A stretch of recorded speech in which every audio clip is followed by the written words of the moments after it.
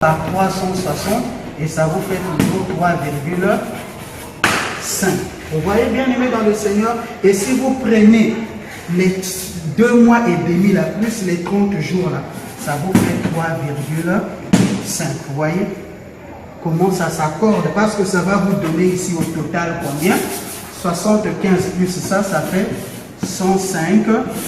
Voyez-vous, divisé par 360, ça vous fait ici toujours 3,5.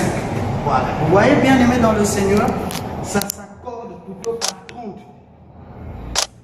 3,5. Ça s'accorde parfaitement. Vous voyez, bien aimé dans le Seigneur, donc le calendrier prophétique est un calendrier qui s'accorde avec les textes sacrés.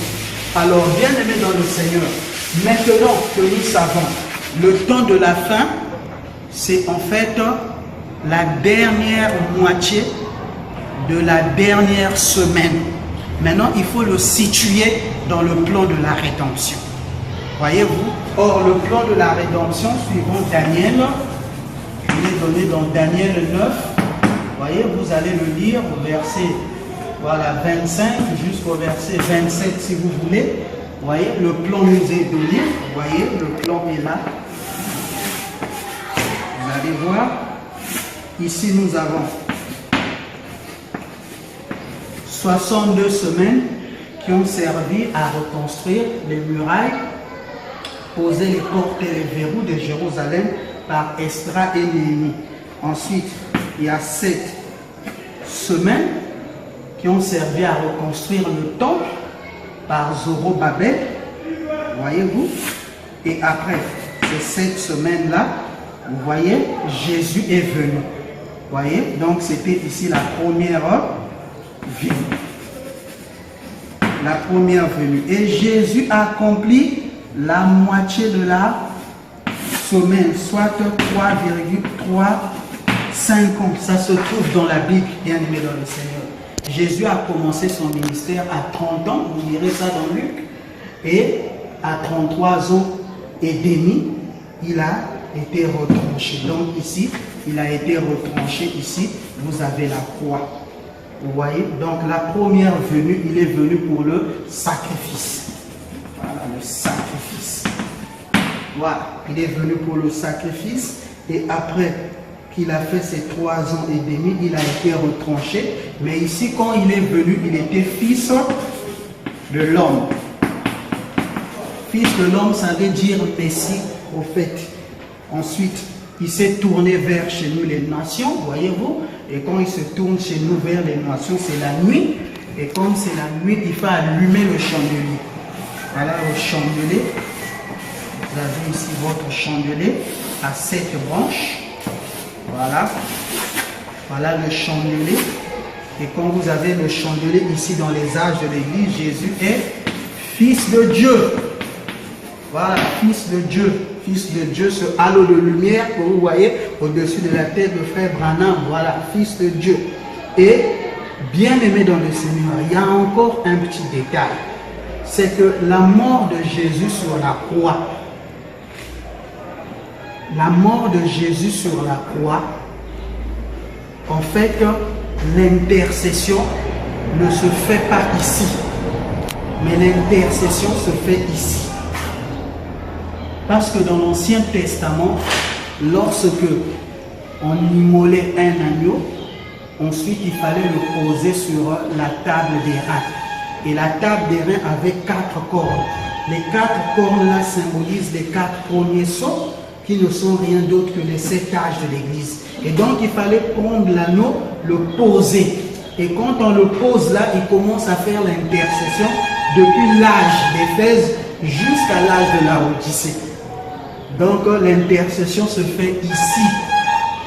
Alors à la fin ici, le Seigneur vient pour accomplir la dernière moitié. Il reste ici, c'est les 3 ans. Alors, ici, là, à la fin, il y a un événement qui se passe. À la fin de l'âge, ici, c'est que c'est quoi? C'est la deuxième venue. la deuxième venue qu'on appelle aussi l'enlèvement. Donc il vient en fait pour enlever. Ici c'est une venue secrète. Il vient dans la nuit, secrètement pour enlever son épouse. Voyez-vous bien aimés dans le Seigneur? Parce que si nous repartons dans les zodiaques, c'est entre la constellation de la Vierge et du lion Léo. Et là, dans la constellation du Cancer, dans le ministère du Fils de l'homme, Jésus-Christ vient secrètement pour enlever son épouse. Voyez-vous, ça c'est dans les zodiaques. Mais dans la pyramide, nous sommes en plein dans la chambre du roi. Et dans la Bible imprimée, c'est Apocalypse chapitre 4. Voyez-vous bien aimé dans le Seigneur? Alors ici, c'est l'enlèvement. Ici aussi, Jésus est fils de l'homme. Voilà. Il est fils de l'homme. Et ensuite, il vient ici quoi? La troisième venue.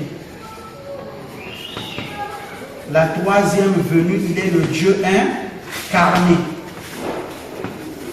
Voilà, il est le Dieu incarné.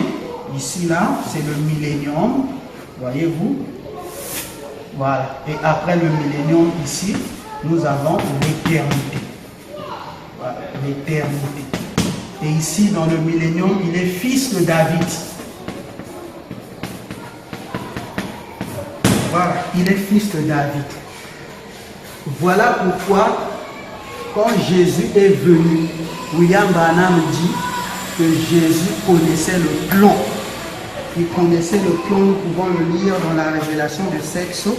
Il dit, mais eux, ils ne connaissaient pas le plan. Vous voyez? Mais Jésus, lui, il connaissait le plan. Mais eux, ils ne connaissaient pas le plan. Écoutez ce qu'il dit dans la révélation de Sexo, page 144, au paragraphe 158. Il dit, et il a quitté le trône du Père. Il a quitté le trône du Père. Il s'est avancé pour 3 points de suspension. Son fils, pour être, il est le fils de David. C'est ce que Israël pensait qu'il ferait à l'époque. Vous vous souvenez de la femme sérophénicienne qui disait, oh toi Jésus, fils de David.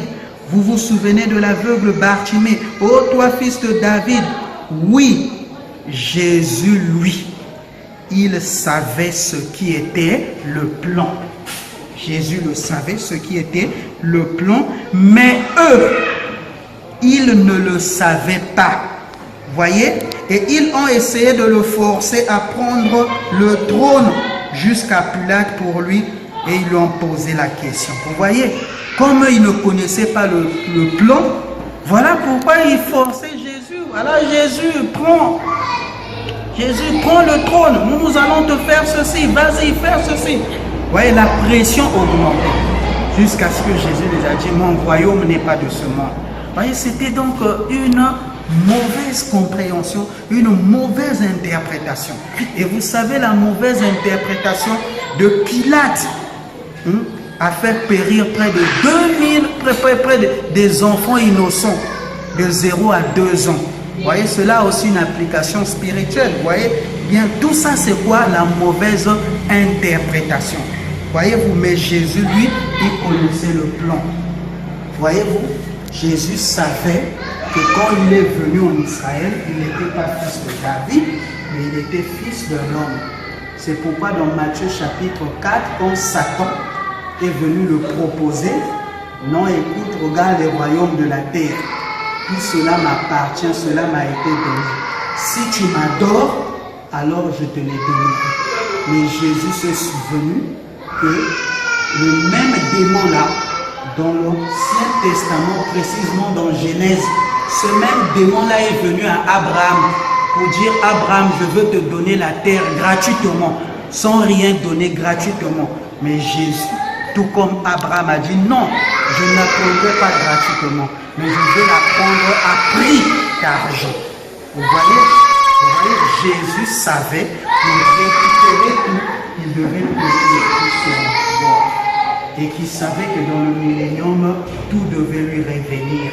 Parce que dans le millénium, il est roi des rois, il est seigneur des seigneurs. Il quitte le trône de son père pour occuper son propre trône. Alors vous êtes dans le Seigneur. Vous voyez? Maintenant, le temps de la fin, c'est quoi? Le temps de la fin, est-ce que c'est ça? Ou Ou bien c'est ça. Bien-aimé dans le Seigneur, si c'est ça, ça veut dire que nous parlons encore